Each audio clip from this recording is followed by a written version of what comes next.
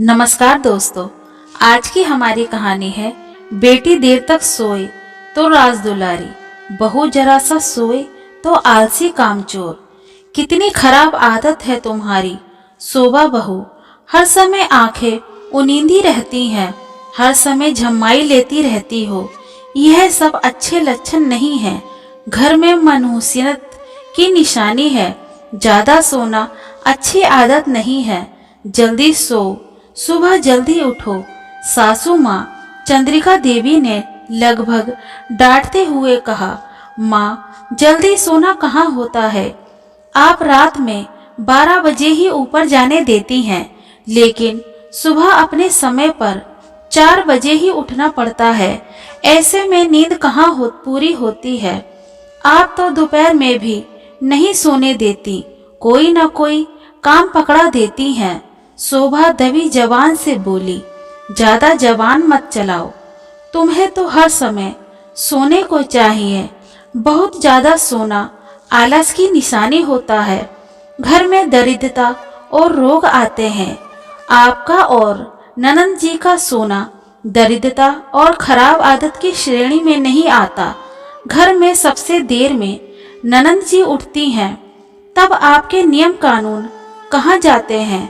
दोपहर में आप और दीदी दोनों सो जाते हैं, लेकिन मुझे कभी साड़ी में फॉल लगाने के लिए पकड़ा देती हैं या फिर दाल चावल मसाले बीनने पीसने के लिए दे देती हैं।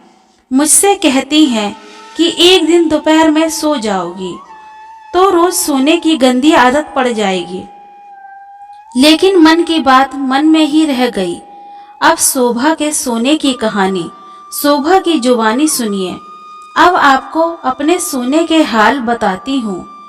ऐसा लगता था जैसे सबको मेरी नींद से ही दुश्मनी थी, खास तौर पर सासू माँ को।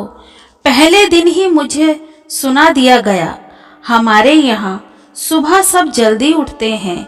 घर की बहू के लिए वो जल्दी सुबह 4 बजे होता था, और अगर 4 से सुई 1 मिनट भी इधर उधर हुई तो सीढ़ियों पर पदचाप सुनते ही तानों की बारिश शुरू हो जाती।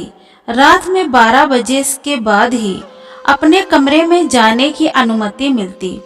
सब सो जाते, लेकिन घर की बहू को इतनी जल्दी सोने से उसकी आदत खराब हो जाएगी, फिर रोज जल्दी सोना चाहेगी।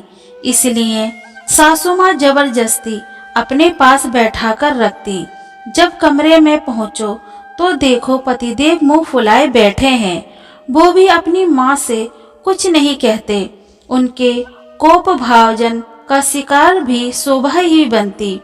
फिर तो रात मानो मनुहार करते ही बीत जाती। नींद का तो नामो निशान नहीं, लेकिन समय तो अपनी गति से चलता है। सो फिर जागने का समय हो जाता। फिर शोभा को पूरे दिन खूब झम्माई आती, इस कदर झम्माई आती कि आंखों से निरंतर पानी निकलता रहता। तो सबको लगता मैं रो रही हूँ। मायके में दोपहर में जरूर सोने की आदत थी। ससुराल में दोपहर होते ही जैसे ही रसोई घर का काम निपटता, अपना माँ बेटी सो जाती और बहू को घंटी बजने पर दरवाजा खोलने का काम या फिर बाकी के काम दे दिए जाते। मेरी नींद का तो ये हाल था। मैं किचन में सब्जी छोंककर खड़े खड़े सो जाती। कमरे में जाकर बैठती तो सब तो टीवी देख रहे होते और मैं वहीं कुर्सी पर सर रखकर सो जाती। खूब ताने सुनने को मिलते, लेकिन सोने नहीं दिया जाता। जैसे हर किसी को मेरी नींद से ही दुश्मनी थी। सारे काम खत्म करने के बाद भी सोना मना है। मेरे कमरे में अटैच लेटरिन बाथरूम था। कभी कभी फ्रेश होने के बहाने से जाती तो 10-15 मिनट के लिए सो जाती। उतनी देर में कुंडी दरवाजे पीटे जाने लगते। मैं कभी उनके साथ सफर में भी जाती तो अपने साथ ही बैठाती, और अगर गलती से झपकी लग गई तो वहीं सुनाना चालू हो जाती। उठकर बैठो, उठकर बैठो, या आंखें खोलकर बैठो, वरना लोग क्या कहेंगे या फिर आदत खराब हो जाएगी। एक बार की बात है, ननद को दिखाने ले जाना था। हम लोग कार से जा रहे थे और मैं रास्ते में सो गई तो सुनने को मिला, उठो वरना ड्राइवर देखेगा तो क्या कहेगा, इनकी बहू को कितने सोने की आदत है। मैंने मन में सोचा, हद है यार, हर जगह इनको मेरी नींद से ही दिक्कत है। यहाँ तो घर का कोई काम भी नहीं है करने को, फिर भी दिक्कत है। बच्चे होने के बाद तो और भी बुरे हाल हो गए।